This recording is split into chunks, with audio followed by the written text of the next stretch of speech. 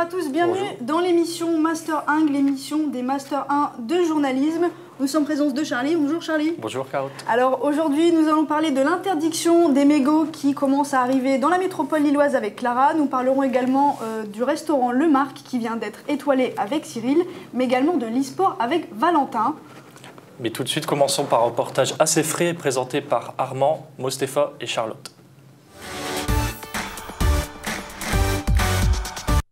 Si tout le monde se plaint en ces périodes de grand froid, peu pensent aux sans-abri qui sont ceux qui en pâtissent le plus.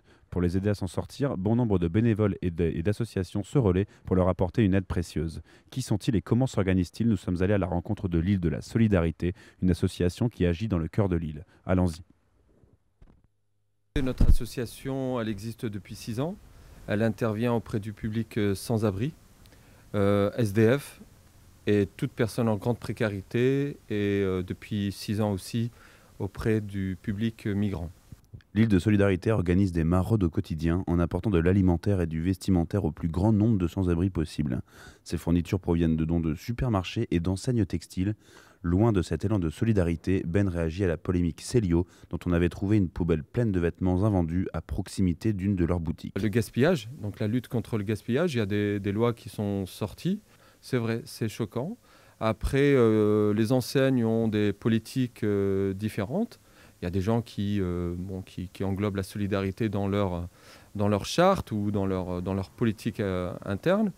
Mais je pense que c'est un cas isolé. D'autres associations, aussi petites soient-elles, apportent également une aide remarquable aux sans-abri. C'est le cas de Saint-Ouen-Illois, représenté par Marie. Saint-Ouen-Illois a été créé il y a 2 ans, donc en 2016. Et nous sommes environ une vingtaine de bénévoles. Et le but de l'association est de venir en aide au public le plus démuni, que ce soit famille, SDF, réfugiés, peuple rome, toute personne en grande difficulté. Il n'y a aucun communautarisme. Dans ces périodes de grand froid, le sujet récurrent dans les médias est la difficulté des sans-abri. Pourtant, c'est tout au long de l'année qu'ils font face à leurs ennuis. Pour moi, la période de grand froid, c'est vrai qu'on en parle beaucoup plus à la télévision. On va dire, on en parle quasiment tous les jours. Il y a quand même plus pour moi de mobilisation l'hiver, que ce soit de particuliers, de collectifs, en plus des assos reconnus, on va dire, qui maraudent ou les grandes associations. Mais il faut savoir que l'été est aussi dangereux. Je dirais qu'aujourd'hui, les personnes qui sont à la rue, la veille doit être à l'année et ne pas se poser uniquement sur une gestion au thermomètre. Vous l'aurez compris, il n'y a pas de saison clémente aux sans-abri. Si les médias préfèrent l'hiver pour en parler, les défis que relèvent les associations comme l'île de Solidarité et Saint-Ouen-Illois, c'est toute l'année. Et Armand nous a rejoint sur le plateau. Bonjour Armand. Bonjour. Alors, comme on l'a pu le voir dans le reportage, en fonction des personnes que vous avez rencontrées, il n'y a pas que la période hivernale qui concerne les SDF. Pourquoi parle-t-on plus de la période hivernale que l'été, par exemple? Eh bien, il faut savoir que les médias s'emparent souvent de cette période hivernale pour faire beaucoup de sujets sur les sans-abri. Oui. Et pourtant, comme le disaient Ben et Marie dans la vidéo, c'est vraiment toute l'année que les personnes dorment dehors, évidemment, comme vous le savez. Et comme d'ailleurs, il y a un article dans la Déclaration des droits de l'homme que de laisser quelqu'un dormir dans la rue, c'est contre la Déclaration des droits de l'homme, justement. Et pourtant, il faut savoir que l'été, c'est là où il y a plus de sans-abri qui décèdent à cause de la déshydratation et à cause des canicules. Donc il faut se méfier, il n'y a pas que l'hiver. Et bien sûr, bien sûr. Et s'il y a plusieurs associations qui s'occupent surtout de l'hiver et qui après partent en vacances, ce n'est pas le cas donc, des 2 associations qu'on vient de voir. Et ils mettent un gros point d'honneur à dire que c'est vraiment toute l'année et pas que l'hiver qu'il faut réagir. Quelques mois auparavant, Emmanuel Macron a promis un plan zéro SDF d'ici la fin 2017. Que pensez-vous de cet échec? Oui, en juillet, c'est à Orléans qu'il avait donné comme objectif d'arriver à 0 sans-abri à la fin 2017. Alors effectivement, il a réagi, il a d'ailleurs admis son échec il y a une semaine. Donc évidemment, c'est un échec il y a encore des sans-abri dans la rue et c'était d'ailleurs un peu infaisable et c'est pour ça qu'il a créé la nuit de la solidarité, d'ailleurs c'était la semaine dernière, pour recenser le nombre de sans-abri dans Paris. Et donc il essaie de commencer par Paris et à partir de là, de savoir combien de sans-abri dorment dans la rue, il va essayer de créer autant de places qu'il faut en foyer ensuite libérer des places en foyer ou construire des nouveaux foyers pour accueillir le nombre de sans-abri. On parle du nombre de SDF à Paris. J'ai entendu parler d'une polémique du fameux Julien de Normandie, qui est donc le secrétaire d'État au ministère de la Cohésion sociale, qui aurait déclaré qu'il n'y avait que 50 SDF dans Paris. Et il a déclaré ça, mais évidemment c'est bien peu, mais on peut se demander pourquoi il a fait une telle bourde sur les chiffres. C'est parce qu'en fait, le recensement c'est très compliqué, on en a parlé aussi avec Ben, le président de l'association, c'est très compliqué, ils prennent en compte en fait ceux qui appellent le 115, déjà il faut savoir que tous les sans-abri, même la plupart, n'appellent pas le 115, et ont peur de se rendre en foyer parce qu'ils seront dans des chambres à plusieurs. Et comme on le sait, quand on est sans-abri, il y a une perte de confiance, une perte d'estime de soi et une peur du lien social. Et c'est ce qui fait aussi que tout le monde n'appelle pas le 115. Et c'est pour ça que les chiffres sont si bas, parce qu'en fait, ils prennent en compte le nombre de demandes négatives, le nombre de demandes en foyer négatives à Paris. Donc, il a eu ce chiffre de 50, mais évidemment, le chiffre est bien plus nombreux.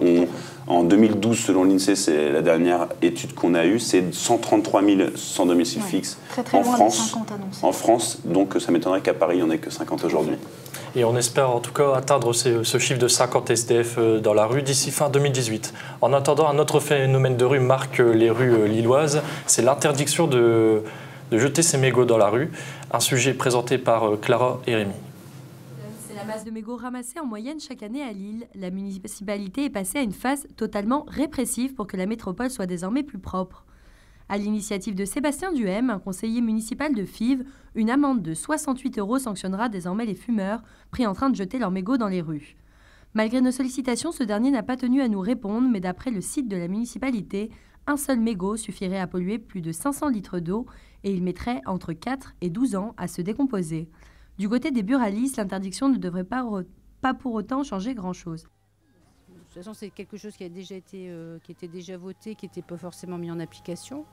Maintenant, je pense que c'est un peu normal donc, de pouvoir respecter les trottoirs. Ça doit être valable pour plein d'autres choses, pour les dépôts d'ordures, pour les crottes de chiens. Enfin, bon.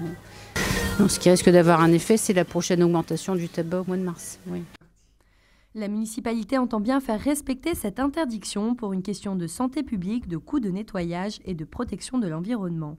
Mais pour les passants, ce n'est peut-être pas la meilleure solution à adopter. On voit des mégots un peu partout dans la ville et que c'est pas forcément très bon pour la planète. Sauf que je pense que c'est un projet un peu irréalisable parce qu'il n'y aura pas des agents qui seront à chaque coin de rue pour verbaliser ça. Et je pense que la vraie solution, ça serait d'installer des cendriers à disposition des fumeurs parce qu'on n'en trouve nulle part dans la ville. Et Elle y jetait à la poubelle, oui, mais à réduire ma consommation, non, pas du tout, clairement, non. D'accord. J'ai déjà pris un peu l'habitude de jeter dans les poubelles, mais après, non, je pense faire comme d'habitude. Lutter contre la cigarette est devenue une priorité pour la métropole lilloise. L'année dernière, des affiches avaient déjà été installées pour sensibiliser les citoyens. Chaque année, ce sont près de 47 000 personnes qui meurent d'un cancer du poumon. Pour nous donner davantage de détails sur ce sujet, Clara nous a rejoint. Bonjour Clara. Bonjour. Alors, cette décision mise en place par la mairie de Lille ne serait-elle pas plus environnementale que préventive ? Il y a bien évidemment une question environnementale parce que ça rentre dans le cadre de la réduction des déchets dans la MEL.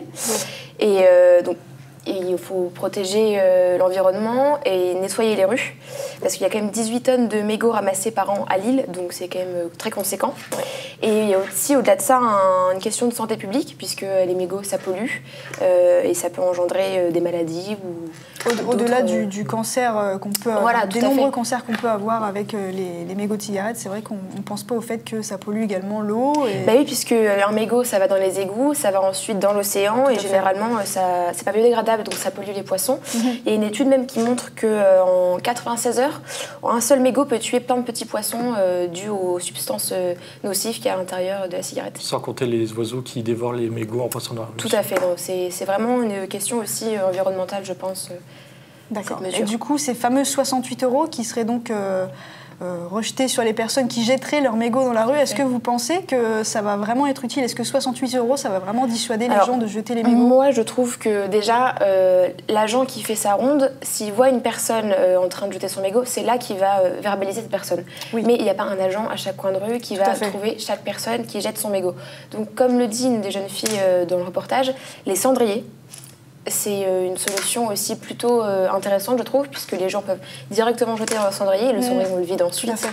Et 68 €, c'est quand même conséquent pour un mégot de cigarette. Pour un mégot de cigarette, tout à fait. Après, ma foi, quand on pense aux résultats environnementaux, ça peut aussi se comprendre, mais bon. Voilà. Merci en tout cas, Clara, pour cette analyse sur le sujet. Tout de suite, un autre sujet un peu plus léger, un autre sujet de consommation qui concerne le Marc, le premier restaurant étoilé de l'année 2018 par le guide Michelin.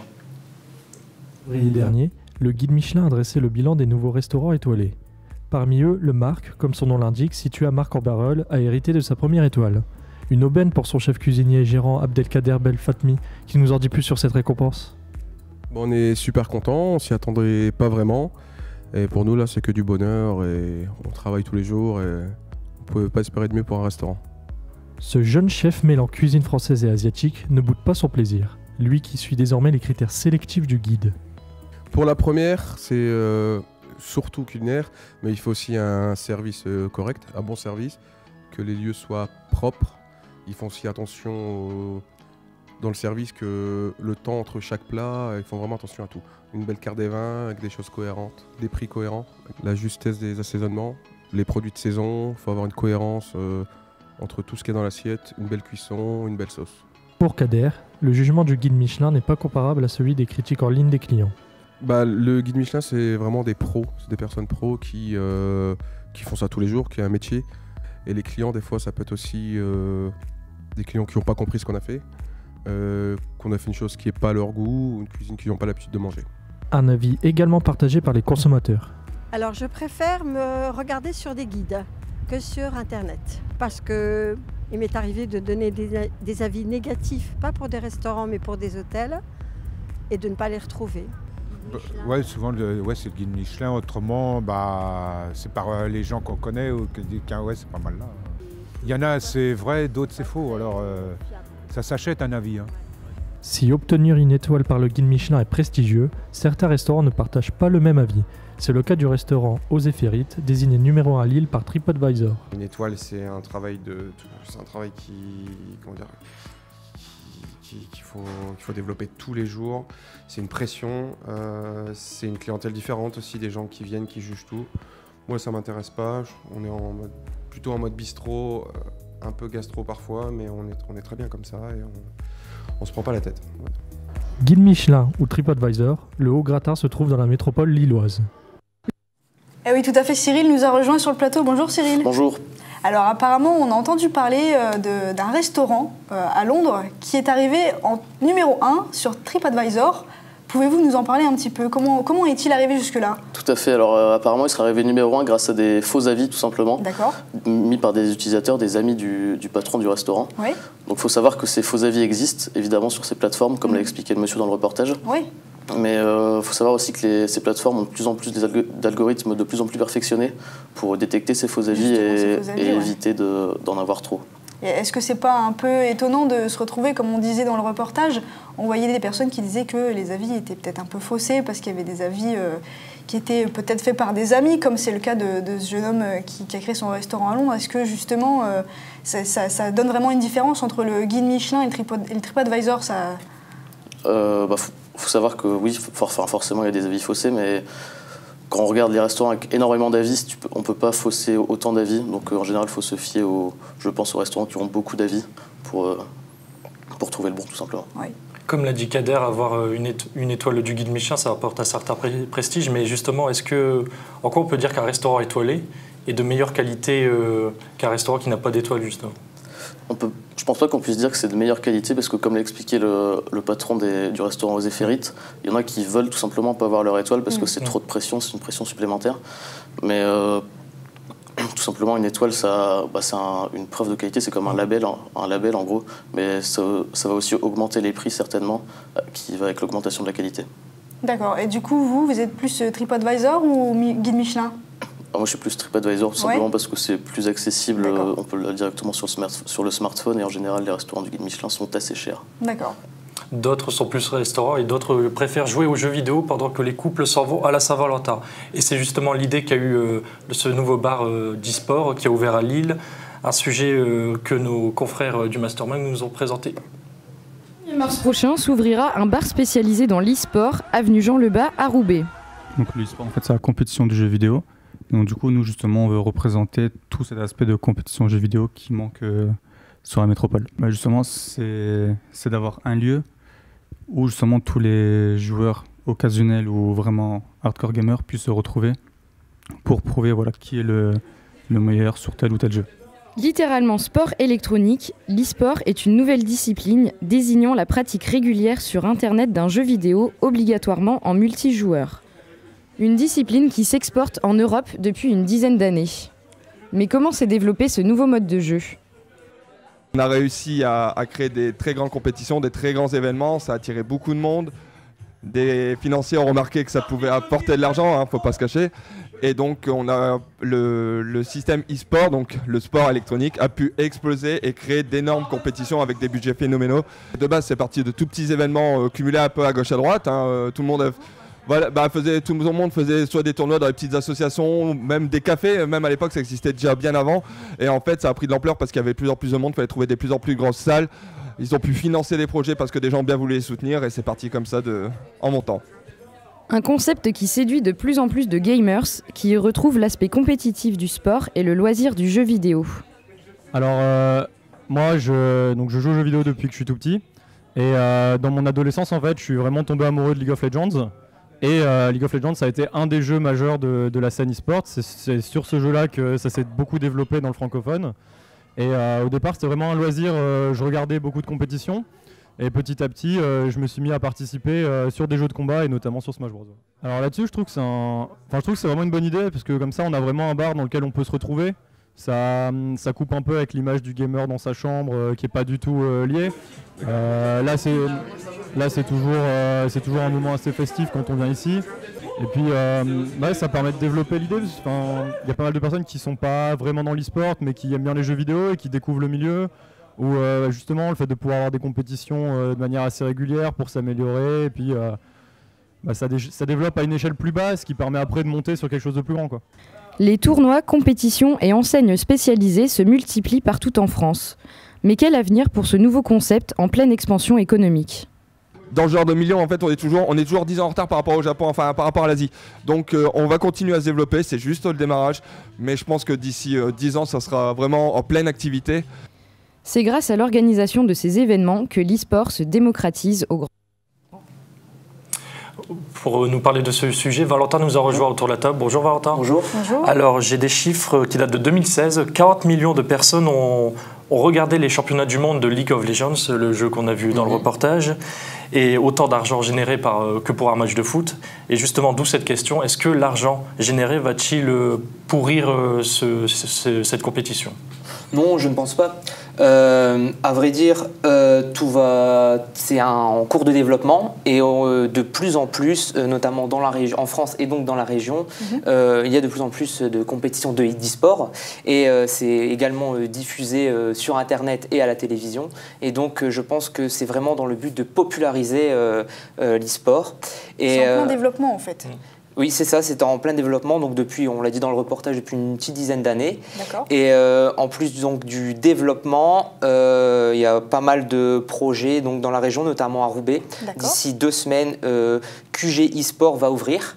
Et c'est le premier dans la ville. Et donc d'ailleurs, Antonino nous racontait que pour monter le projet, il n'y a pas eu de problème pour trouver les locaux. À la banque notamment, pour un prêt, tout ça, ça a été sans souci. Mais on lui a posé la question, pourquoi Roubaix et pas Lille ? Et justement, il disait que parce qu'à Lille, il y en a déjà... il y a quelques bars à jeux qui existent déjà. Exactement. Et à Roubaix, il n'y en a pas. Du coup, c'est pour ça que peut-être... C'était un petit marché qui pouvait être intéressant à exploiter. Exactement. Donc dans quelques années, peut-être que dans plusieurs villes, nous aurons des bars où on pourra faire des compétitions d'e-sport. D'accord. Alors moi, je vais vous poser justement une question par rapport au fait que ça soit un sport, on dit un e-sport. Tout à l'heure, Charlie parlait de tout ça. Est-ce que c'est vraiment glorieux ? Parce qu'il y a quand même pas mal de critiques qui se font autour de ça. On trouve que c'est un peu un sport de fainéant parce qu'au final, on ne se dépense pas physiquement. Donc est-ce que vraiment ça se différencie ? Est-ce que ça va vraiment être glorifié dans l'avenir, tout ça, le e-sport ? C'est vrai que les avis sont divisés souvent sur le sujet, mais Alors, comme je le disais, des émissions sur le web et à la télévision sont consacrées à l'e-sport, tellement que c'est un phénomène. Et d'ailleurs, le phénomène est tel qu'on parle même d'une potentielle discipline pour les JO de 2024 à Paris. D'accord, ah oui, carrément. Donc, ce serait vraiment une discipline olympique. Donc, peut-être, c'est en projet, c'est en discussion. D'accord. Mais dans ce cas-là, le bowling, c'est aussi un peu plus physique et ce n'est pas aux JO. Et il y avait eu cette question il y a quelques années aussi. D'où les avis divergents. Exactement. Et justement, pour rebondir sur ce que disait Caro, on dit e-sport et pourquoi pas e-compétition. Qu'est-ce qui fait que cette compétition est un sport à part entière? Dans que vous prenez le football, le tennis, le rugby, c'est des compétitions, mais c'est aussi des sports. Donc je pense qu'ils ont appelé ça e-sport pour cette raison-là aussi, c'est que dès qu'il y a le mot compétition, c'est en rapport avec le sport la plupart du temps. Un peu comme une marque, on va dire. Exactement. Donc il y aura autant de personnes sur FIFA que dans le vrai foot d'ici 10-15 ans peut-être? Peut-être, en tout cas les chiffres sont croissants. Eh bien super, on vous remercie Valentin pour toutes ces informations. Merci Valentin. En tout cas nous on finit ici, on clôture ce Master Mag sur ce reportage d'e-sport présenté par Valentin. On vous remercie pour votre écoute, on se retrouve après les vacances d'hiver. En tout cas, passez de bonnes vacances. Au revoir.